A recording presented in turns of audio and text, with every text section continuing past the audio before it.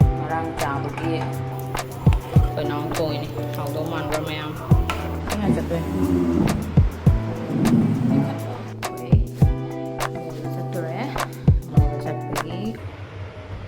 hello guys and welcome back to my channel once again. Ngasi Noida da there for 3 days ne ado ai hujiki si hawatri do mango shake ama sembal lore chipis chalani ne hawatri ne ko aduga ai gi sabong seme si hairani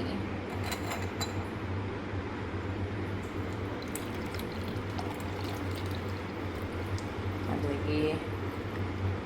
ngarang chabagi ponlik to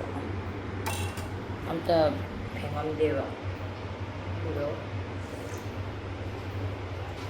tumogo hokolaga lo pengo ame and lo ka idu pengo ka aro deki na city breakfast da or ma'am char ke breakfast age do mango shake mani duga the bread level ko sige bread sima gai thoni aduga chicken ngarangi leftover laibaneba adudo thangdorakige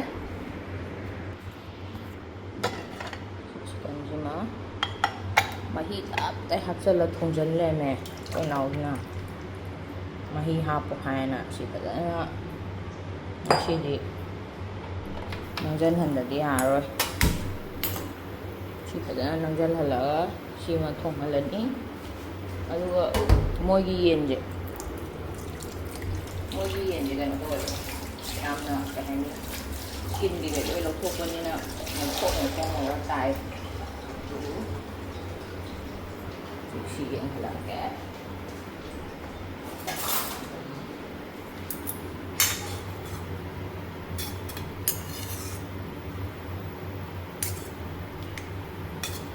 mai yung kami am hapsal niyo mahi hapo na ma ita nong tagay mahi hapsal le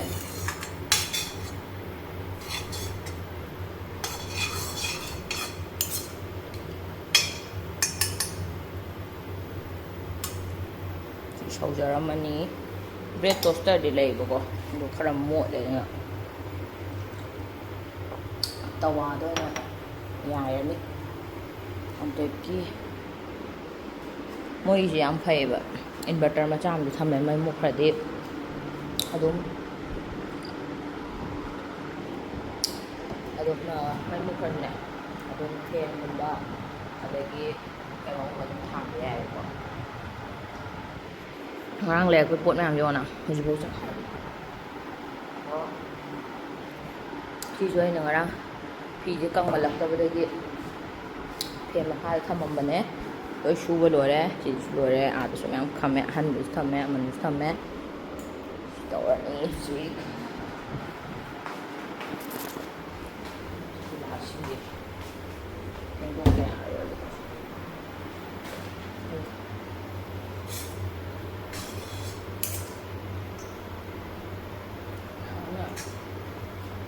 yang kan dia juga tissue paper kay napkins ko ay tama memories kaya sila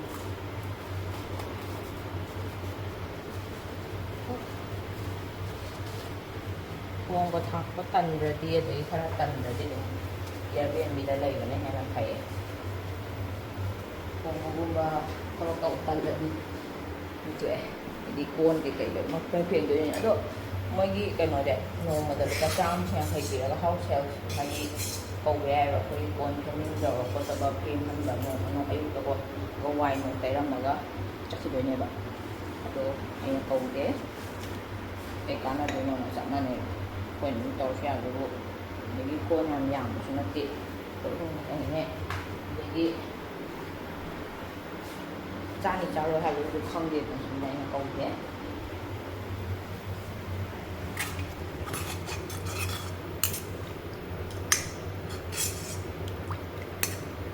ꯑꯩꯒꯤ ꯌꯦꯡꯉꯣꯅꯦ ꯍꯦꯛꯇ ꯏꯇꯥꯎꯈꯩ ꯍꯥꯞꯄꯝꯃꯦꯕ ꯌꯦꯟꯁꯦ kilo ꯃꯈꯥꯏꯅꯦꯕ ꯊꯣꯡꯉꯤꯁꯦ ꯑꯗꯣ ꯑꯩꯈꯣꯏ ꯉꯔꯥꯡ ꯆꯥꯛ ꯌꯥꯝ ꯂꯥꯝꯗꯕꯅꯤꯅ ꯇꯪꯈꯥꯏ ꯑꯃ ꯆꯥꯈ꯭ꯔꯦꯕ ꯌꯦꯟꯁꯦ ꯇꯪꯈꯥꯏ ꯑꯃ ꯂꯩꯔꯤ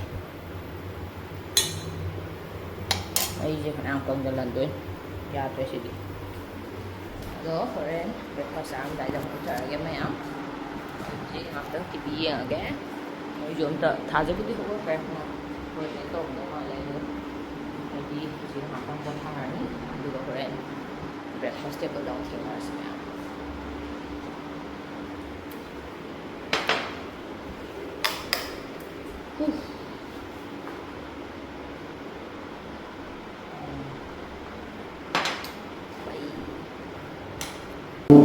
Breakfast ready ore ngasigidi mango shake ama banana toast bread toast ore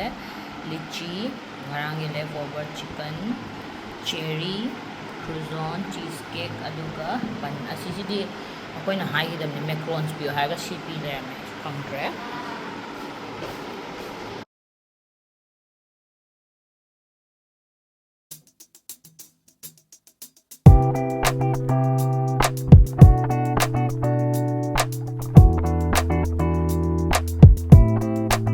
lunch thongba hawdore maram yam moe koina nause ma hawai thongage ngasidi kon phengba ngasi yawm dusina kaige thamok tan thorara sinthire mayam chengina kai man chamjalla thamina cheng watle de khara chengre jepto dagi laani hawai tingdala hawai sina hujik kauhiba lakpana hale kobi na mimi singju charni hawai hina lemaga yumda puyani mungam thongani sina tilhau mana sina ni singju chana bane paneer ama leire paneer hidi chana ba yare sina dahi raita semge dustbin ji loin hundoge chalaga yai pulap thongbo loi koido pulap hundo hoge yare magic machi loiraga kobi sei soitharani duga chakti yam thuni nang hawai thongbada hojalo yar kobi thong ma kobi hawai di pehokara kam doine adoi di cheng de sida thong sida ba ai hawai du hana pange nang hawai du hana fit kam thokro adu yari adu kon last sok to lore hawai du jo he lore hawai thong ani mi singjum to hawrni 하지 틀라 가지고 이게 액티비언 chieng lạc chừng ngày đó Hawaii tôi han thùng đồ rồi Hawaii tôi han cầm này mà thùng đó đấy chỉ để Hawaii chắc giờ mà lên nhầm gì đâu à không nhầm đấy Hawaii em thùng anh đi chỉ mà thiền gì đi mình xin chú mà tàu rồi đi cái áo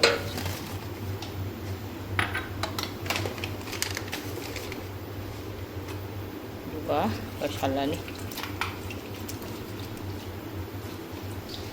irum sani nggak irum sawi ani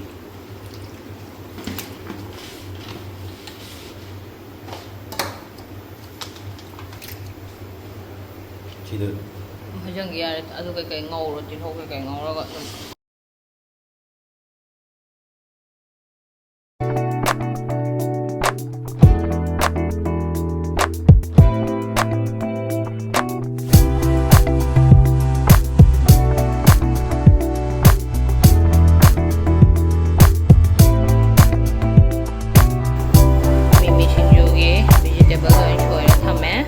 salad ama tore ngasi gi mathen je hawai ama nanang na thongame chak kana kami aduga ngasi gi disi charani champram ta kakti ge champram aga thamaga hawai jo koi nang thoi ni hawdo man ra mayam kenji di ai gi chak si dai re Thabi salad ama, sina chili oil, chili paste hai bro. Chili oil ne, lemon ne, hawai ne, mimi singju tawre, sina koi nau chak, tha dai chak. Hau do ma le, te nyo le. Chara ge, kana te si.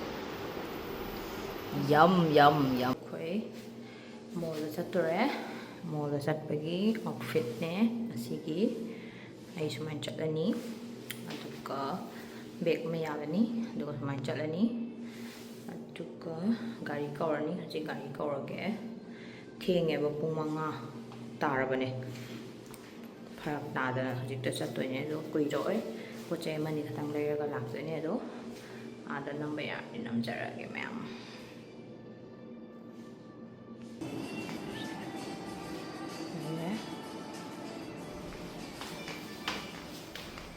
Hadi yan sal thamine. Lore.